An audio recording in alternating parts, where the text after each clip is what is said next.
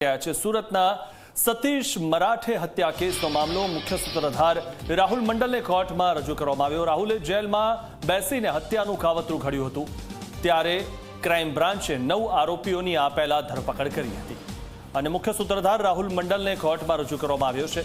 તો રાહુલે જેલમાં બેઠા બેઠા હત્યાનું કાવતરું ઘડ્યું હતું, જેવું આપણે ફિલ્મોમાં વાર્તાઓમાં જોતા હોઈએ છીએ તે પ્રકારે આ રાહુલે જેલમાં બેઠા બેઠા જ હત્યાનું કાવતરું ઘડ્યું।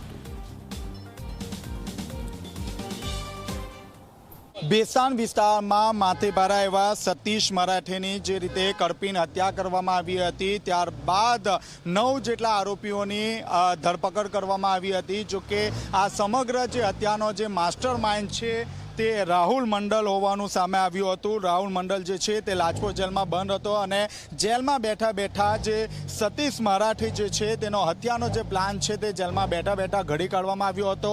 હાલમાં બેસ્તાન પોલીસે લાજપોર જેલમાંથી જે રાહુલ મંડલનો જે છે તે કબજે લીધો છે। આપ જોઈ શકો છો, રાહુલ મંડલને સુરત કોર્ટની અંદર લાવવામાં આવ્યો છે। તેના 7 દિવસના જે રિમાન્ડ છે તે રિમાન્ડની માંગ કરવામાં આવશે। ખાસ કરીને જે ઘટના છે તે ગેંગવોર સાથે જોવામાં આવી રહી છે। ગેંગવોરમાં ખાસ કરીને હત્યા થઈ હોવાનું સામે આવ્યું છે। આપ જોઈ શકો છો, પોલીસનો ચાપતો બંદોબસ્ત વચ્ચે રાહુલ મંડલને જે છે તે સુરત કોર્ટની અંદર રજૂ કરવામાં આવ્યો છે, કારણ કે સામે એની જે ગેંગ છે તેમને ખુલ્લો પડકાર આપવામાં આવ્યો હતો કે ક્રાઇમ બ્રાન્ચમાં પણ જો આરોપી હશે તો ક્રાઇમ બ્રાન્ચમાં ઘૂસીને જે હત્યા છે તે હત્યાની જે અંજામ છે તે આપવામાં આવશે। હાલ 7 દિવસના જે રિમાન્ડ છે તે માંગણી કરવામાં આવશે। કઈ રીતે હત્યાનો પ્લાન ઘડાયો હતો, કેવી રીતે હત્યાને માં લોકો સામેલ હતા, કેટલા લોકો સામેલ હતા અને ખાસ કરીને કેટલા સમયથી આ હત્યાનું કાવતરું ઘડવામાં આવ્યું હતું, તે અંગે પણ રિમાન્ડના જે મુદ્દાઓ છે તે રજૂ કરવામાં આવશે। કેમેરામેન વિજય બેસાણ સાથે ચેતન પટેલ,